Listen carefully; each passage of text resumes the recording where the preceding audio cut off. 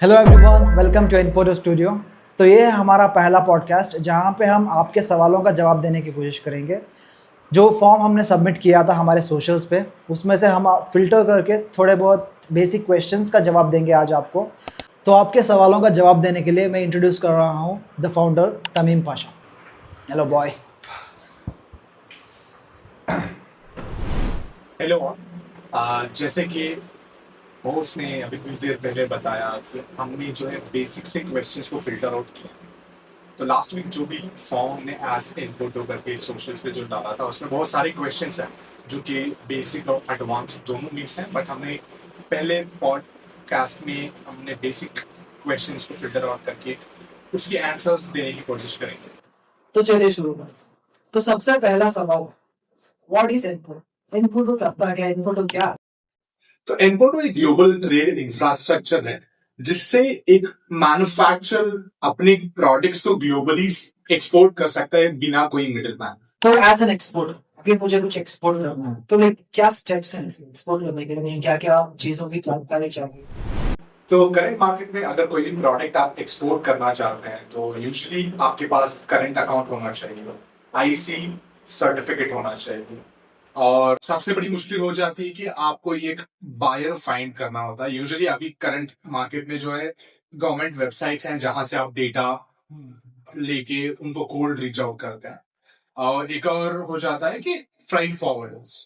तो ये major steps हैं जहां पे आप तो आपके लिए तीसरा क्वेश्चन, तो इंडिया में एक्सपोर्ट इतना डिफिकल्ट क्यों है? क्या वो डिफिकल्ट है या लोगों को लगता है कि वो डिफिकल्ट है? अभी प्रेजेंट मार्केट में जैसे कि कोई भी आप बायर फाइंड आउट कर रहे हैं तो सबसे बड़ा मेजर इशू हो जाता है आपको डेटा, गवर्नमेंट वेबसाइट से डेटा लेके कोल्ड रीच आउट करके बायर को फाइंड आउट करना है। और सेकेंडली आ जाता है पेमेंट टर्म्स। अभी करंट एक्सपोर्ट सारे जो हैं वो पेमेंट टर्म्स में हो रहे हैं, जैसे कि 20-80% ऑर्डर करते समय आपको 20% पेमेंट ट्रस्ट मिलता इश्यूज है, होंगे। 80% आपको जो है प्रोडक्ट डिलीवर करने के बाद मिलता है। तो एक पेमेंट टर्म्स हो गया। और थर्डली हो जाता है कि कंप्लायंस बहुत ज़्यादा हैवी होते हैं। एक जैसे कि एच कोड में हमने थोड़ी सी गलती कर दी, एक गलत एच कोड अपडेट कर दिया तो आपका कंप्लीट शिपमेंट जो है वो कस्टम्स में मतलब वो ब्लॉक कर देते हैं। तो इसके कारण लोग बहुत ज़्यादा सोच रहे हैं कि रिस्क। हाँ, तो लोगों के दिमाग में ये आ जाता है कि इतना रिस्क नहीं लेना चाहते हैं इतना लोग। रिस्क लेकर ट्रांसपोर्ट एक्सपोर्ट नहीं करवाना चाहिए। Yes, correct correct. Fourth question है आपके लिए, लाइक मेरा भी एक कंसर्न था क्वेश्चन में। तो थोड़े बहुत प्लेटफॉर्म्स मैं भी जानता हूँ, जैसा कि अलीबाबा हो गया और इंडिया मार्ट हो गया। इनपुटो इनसे कैसा डिफरेंट है? तो अगर आप यूआई साइड देखेंगे, यूजर इंटरफेस साइड से देखेंगे, तो इनपोटो प्लेटफॉर्म बहुत ज़्यादा सिमिलर है alibaba.com से। ओके। तो मेजरली यूआई साइड आपको बहुत सिमिलैरिटी मिल जाएंगी, but when it comes to इंडिया मार्ट और जैसे कि एक और प्लेटफॉर्म है ट्रेड इंडिया, तो ये मोर लाइक डायरेक्टरीज हैं। ये यहाँ पे आपको सिर्फ बायर और सेलर कनेक्ट होते हैं। ऐसा नहीं है कि यहाँ पे ट्रांजैक्शन कंप्लीट हो रहा है।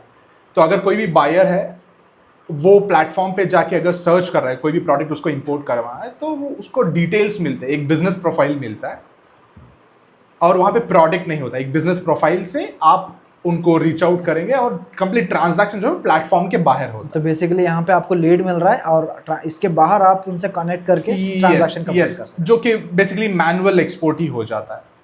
तो एनपोर्टो जो है ये आपको ट्रांजैक्शन को कंप्लीट कर रहा है। एनपोर्टो पे आप मार्केट, जैसे कि एनपोर्टो एक मार्केट प्लेस है, यहाँ पे आप बिजनेस प्रोफाइल लिस्ट नहीं करेंगे, आप अपना प्रोडक्ट लिस्ट करेंगे। आप जितने भी एमओक्यू है, जितना भी प्राइस है उस प्रोडक्ट का, तो वो डिटेल्स आप ऐड करेंगे। अगर कोई भी बायर इंटरेस्टेड है उस प्रोडक्ट में, वो डायरेक्टली ऑर्डर प्लेस करके पेमेंट कंप्लीट करता है। तो पूरा ट्रांजैक्शन यहाँ पे हो जाएगा। हाँ, एनपोर्टो पे आप complete end to end transaction complete that's करवा। Good, that's good. तो आपका नेक्स्ट क्वेश्चन है, हु शुड वी सम? तो एनपोर्टो जो है, अगर आप कोई भी मैन्युफैक्चर है, कोई भी प्रोडक्ट आप मैन्युफैक्चर कर रहे हैं, या हैंडमेड गुड है, या स्मॉल मैन्युफैक्चर हो या मीडियम मैन्युफैक्चरर हो, तो कोई भी मैन्युफैक्चर है उनके लिए तो वो मस्ट एंड शुड है, क्योंकि हम फोकस जो है वो प्राइमरली मैन्युफैक्चरर्स पे कर रहे हैं ऑनबोर्डिंग, सेलर्स ऑनबोर्डिंग टाइम पे। तो कोई भी मैन्युफैक्चरर है वो आप प्लेटफॉर्म यूज कर सकते हैं। क्या नहीं है कोई भी हाँ, मेजरली फोकस है मैन्युफैक्चरर पे, और थोड़े कैटेगरीज हैं जहां पे हमको ऑथराइज सप्लायर्स को ऑनबोर्ड करना होता है, बट मेजरली मैन्युफैक्चर। कोई भी कैप नहीं है। अगर आप एक मैन्युफैक्चरर हैं तो आप जरूर अपने प्रोडक्ट्स को इम्पोर्टों पे लिस्ट करके ग्लोबली एक्सपोर्ट कर सकते तो जिसके भी पास प्रोडक्ट्स हैं जो मैन्युफैक्चरर्स हैं तो लिस्ट करके अपना ट्रेड स्टार्ट कर सकते हैं हैं। यस, फिर मुझे इम्पोर्ट यूज करने के लिए कुछ और एक्सपीरियंस चाहिए ट्रेड करने के लिए। नहीं तो अभी इम्पोर्टों ने ऐसे डिजाइन किया है कि जहां पे एक न्यू एक्सपोर्टर बिना एक्सपीरियंस के भी आके अपना प्रोडक्ट लिस्ट करके एक्सपोर्ट कर सकता है। तो मेजर हमारा फोकस जो है न्यू जनरेशन ऑफ एक्सपोर्टर्स पे है। अगर वो सिंपलेस्ट वे में अपना प्रोडक्ट ग्लोबली एक्सपोर्ट करना चाहता है तो जरूर बिना एक्सपीरियंस के आप इम्पोर्टर पे अपना प्रोडक्ट लिस्ट कर ऐसा सकते नहीं है कि अगर तुम्हारे पास एक्सपीरियंस है तो ही आप यूज कर सकते हैं या तो ही आप एक्सपोर्ट कर सकते हैं। हैं। नहीं, क्या हमने यहाँ पे रखा है कि मेजर फोकस रहेगा आप मैन्युफैक्चरर है या रीसेलर है। तो मैन्युफैक्चरर पे फोकस रहेगा। अगर कोई भी प्रोडक्ट है आप मैन्युफैक्चर कर रहे हैं या लास्ट उसका स्टेज आप असेंबल कर रहे हैं आप पॉइंट पे, तो आप इनपुट पे लिस्ट करके अपना प्रोडक्ट सेट कर सकते हैं। तो इनपुट और लॉजिस्टिक्स और शिपमेंट का क्या रोल है, कैसे होता है? हाँ, जैसे कि इनपुट एक एंड टू एंड प्लेटफॉर्म है तो हमारा मेजर फोकस ये भी रहेगा कि हम लॉजिस्टिक को इंटीग्रेट कर दें प्लेटफॉर्म पे ही, ताकि आप कोई एक और प्लेटफॉर्म ढूंढ के उस पर जाके लॉजिस्टिक ना बुक करें। इसलिए हमने क्या किया कि हम लॉजिस्टिक टीम से ऑलरेडी बात कर रहे हैं, उनकी हम इंटीग्रेशन पे काम कर रहे हैं। तो जैसे कि एग्जांपल सैंपल्स, अगर आप सैंपल से हम ऑलरेडी डीएचएल से बात कर रहे हैं, जहां पे अगर कोई भी सैंपल ऑर्डर मंगा रहा है बायर, तो जब वो ऑर्डर प्लेस कर रहा है तभी उसका जो है शिपमेंट भी बुक हो जाता है। डीएचएल टीम से ही वो प्रोडक्ट जो है पिकअप होके डिलीवर भी हो जाएगा। तो दूसरा लॉजिस्टिक पार्टनर ढूंढने की जरूरत नहीं है, सब इसमें इंटीग्रेट होके आ जाए। यस, तो फेज 1 में अभी जो है मोस्ट फोकस हमारा सेलर ऑनबोर्डिंग पे है, बट इंटीग्रेशन हमारा ये गोल रहेगा कि एक ही प्लेटफॉर्म पे आप ऑर्डर प्लेसमेंट, आप शिपिंग, आप payment, complete integration end to end रहेगा। तो ये आपका गोल। यस, तो आपका अगला क्वेश्चन था इनपुट जो पेमेंट कैसे प्रोसेस होता है और आप ट्रस्ट कैसे बिल्ड करेंगे बायर्स और सेलर्स के। जैसे कि कुछ देर पहले मैंने कहा था एंड टू एंड प्लेटफॉर्म है जहां पे पेमेंट भी इंटीग्रेशन है। तो हमने पेमेंट डिजाइन ऐसे किया जैसे कि हमने एस्क्रो बैकएंड सिस्टम डिजाइन किया है, जहां पे लेट्स टेक एग्जांपल, मैं बायर हूं और प्लेटफॉर्म पे मैं ऑर्डर, कोई भी प्रोडक्ट का ऑर्डर प्लेस कर रहा हूं। तो ऑर्डर प्लेस करते समय उस प्रोडक्ट का जितना भी वैल्यू है, जितने भी प्रोडक्ट का मैं ऑर्डर प्लेस कर रहा हूँ, उसका टोटल अमाउंट में इनपुट प्लेटफॉर्म पे पेमेंट करूंगा। वो जो पेमेंट है वो एस्क्रो बैकएंड रहेगा, जो कि इनपुट ने डिजाइन किया है, जिसपे पेमेंट होल्ड रहता है, वो डायरेक्टली सेलर के अकाउंट में नहीं ट्रांसफर होता। तो यहाँ पे बायर को ये एश्योरिटी रहती है कि प्रोडक्ट का पेमेंट जो है वो सेलर तक नहीं गया है, वो प्लेटफॉर्म के पास है। और सेलर को ये एश्योरिटी रहती है कि पेमेंट सिस्टम में आ गया है, मैं अपना प्रोडक्ट कंप्लीटली एक्सपोर्ट कर सकता हूँ बिना कोई इश्यूज के। क्योंकि अगर सिस्टम के पास पेमेंट आ गया तो जैसे मैंने लिस्ट किया है, मैं प्रोडक्ट डिलीवर कर रहा हूँ सेलर को, तो पेमेंट 100% आपको रिलीज हो जाता है। और ये हम स्ट्रक्चरल रिलीज पे काम कर रहे हैं। जैसे कि ऑर्डर आ गया, सेलर ने अपना प्रोडक्ट रेडी करके शिपिंग लिंक अपलोड करता है, तो 50% हम रिलीज करते हैं, बाकी का 50% जो है प्रोडक्ट कंप्लीटली डिलीवर होने के बाद रिलीज करते हैं। तो प्रोडक्ट डिलीवर होने के बाद अगर मैं सेटिस्फाइड नहीं हूँ with the product what I have received, तो क्या मैं एक डिस्प्यूट रेज कर सकता हूँ, बोल के हाँ, कि this is not the product what I have ordered. हाँ, तो हमने ये ऐसे स्ट्रक्चर डिजाइन किया कि जैसे अगर आप एज अ बायर मेरे को प्रोडक्ट मिल गया है, मेरे पास 48 आवर्स का विंडो रहता है जहां पे मैं डिस्प्यूट रेज कर सकता हूँ।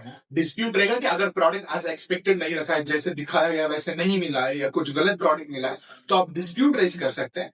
जो भी 50% हम होल्ड करके, जैसे कि मैंने बोला शिपिंग बिल अपडेट करने के बाद आपका 50% रिलीज होगा, बाकी के 50% अमाउंट जो है वो होल्ड रहेगा तब तक कि आपका ये डिस्प्यूट रिजॉल्व ना हो। हमारी टीम बायर और सेलर के साथ टच में रहेगी और डिस्प्यूट को कोशिश करेगी रिजॉल्व करके बाकी का जो अमाउंट है वो रिलीज है।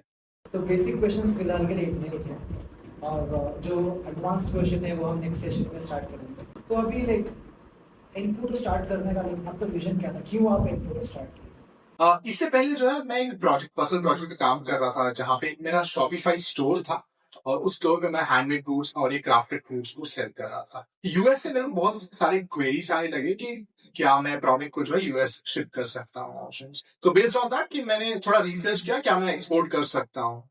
तो जैसे मैंने रिसर्च चालू किया, उसमें compliance issues, logistic, freight forwarding, payment terms, ये सारा देखने के बाद मैंने एक्सपोर्ट डायरेक्टली प्रोडक्ट को एक्सपोर्ट नहीं किया, बट मेरे को ये क्वेश्चन आया कि इंडिया के पास एक सिस्टम क्यों नहीं है जहां पे आप एक ही प्लेटफॉर्म पे कंप्लीट ट्रांजैक्शन को क्यों नहीं कंप्लीट कर रहे? तो आप भी एक्सपोर्ट कर सकते थे, जब आपके पास ट्रस्ट पूर्ण नहीं हुआ। हाँ, जैसे कि मैंने बोला कि क्वेरीज जो आए थे वो सारे पेमेंट टर्म्स में आए थे। ऑर्डर करते समय वो 10% या 20% मेरे को पेमेंट देंगे, प्रोडक्ट उनके लोकेशन में डिलीवर होने के बाद मेरे को 90% या 80% पेमेंट आ रहा। तो मैं एक ईमेल पे या एक वन ऑन वन मीट पे मैं कैसे ट्रस्ट करूं कि 90% पेमेंट मेरा होल्ड हो जाएगा? और कंप्लायंस ऐसे थे कि एक मेरे का डॉक्यूमेंट जो है मिस हुआ तो जो कंप्लीट शिपमेंट है वो कस्टम होल्ड कर देता है। तो इस वजह से मैंने जो है मेरा लास्ट प्रोजेक्ट मैंने होल्ड किया और मैंने और इन डेप्थ रिसर्च किया। सिर्फ इंडिया के पास एक इंफ्रास्ट्रक्चर नहीं है बाकी के, तो मेजरली अलीबाबा है जो चाइना के साइड डील कर रहा है, तो मेजरली सिंगापुर और थाईलैंड के प्रोडक्ट्स जो हैं वो मेजरली अलीबाबा प्लेटफॉर्म पे लिस्ट हो रहे हैं। बट अलीबाबा प्लेटफॉर्म पे इशू ये है कि अगर आप अभी अलीबाबा से कुछ मंगा रहे हैं तो आपको ये कंफर्मेशन नहीं है कि आप एक मैन्युफैक्चरर से मंगा रहे हैं। वहां पे मेजरली रीसेलर्स अभी ऑलमोस्ट बहुत ज्यादा हो गए, सारे सप्लायर्स ही आपको प्रोडक्ट सेल कर रहे हैं, डायरेक्ट मैन्युफैक्चरर से आपको प्रोडक्ट नहीं मिल रहे। तो इस वजह से मैंने इंडिया में एक प्लेटफॉर्म बनाते हैं जो एंड टू एंड ट्रांजैक्शन को हैंडल करे। तो इस वजह से मैंने इनपुट लॉन्च। तो अभी ये पॉडकास्ट अगर एक मैन्युफैक्चरर या एक सप्लायर देख रहा है और उसको अपने प्रोडक्ट को लिस्ट करना है तो वो कैसे कर सकता है? अभी के लिए हमने मार्केट प्लेस को लाइव नहीं किया है, बट हम अभी नेक्स्ट वीक जो है सेलर ऑनबोर्डिंग प्रोसेस स्टार्ट करना है। अगर आप एक मैन्युफैक्चरर हैं और इम्पोर्टो पे आप अपना प्रोडक्ट लिस्ट करना चाहते हैं और ग्लोबली एक्सपोर्ट करना चाहते हैं, तो आप जो है importo.com पे जाके आप वेट लिस्ट में अपना डिटेल जैसे कि नंबर, ईमेल एड्रेस और जो कैटेगरी में आप डील करना चाह रहे हैं उस कैटेगरी को सेलेक्ट करके फॉर्म सबमिट कर सकते हैं। सो मेजरली हम उस फॉर्म के डेटाबेस से ही सेलर्स को कांटेक्ट कर रहे हैं ऑनबोर्डिंग प्रोसेस के लिए। आपको एक ईमेल मिलेगा, वेलकम ईमेल, जिससे डायरेक्टली आप अपने प्रोडक्ट और डिटेल्स को जैसे कि डॉक्यूमेंटेशन को सबमिट करके सेलर प्रोफाइल अप्रूवल होने के बाद आप अपने प्रोडक्ट्स को डायरेक्टली लिस्ट कर सकते हैं। Thank you so much for answering all the questions Naveen. और अगर आप भी एक मैन्युफैक्चरर है और अपने प्रोडक्ट को लिस्ट करना चाहते हैं तो जरूर इनपोर्टो वेबसाइट पे जाके अपना प्रोडक्ट को लिस्ट कीजिएगा। अगर आपके पास और कोई क्वेश्चंस है तो जरूर कमेंट कीजिए या हमारे लिंक्डइन पेज पे जाकर आज इनपोर्टो का एक फॉर्म है वहां पे अपने क्वेश्चंस को सबमिट कीजिएगा। मिलते हैं अगले वीडियो में, तब तक बने रहेगा इनपोर्टो के साथ।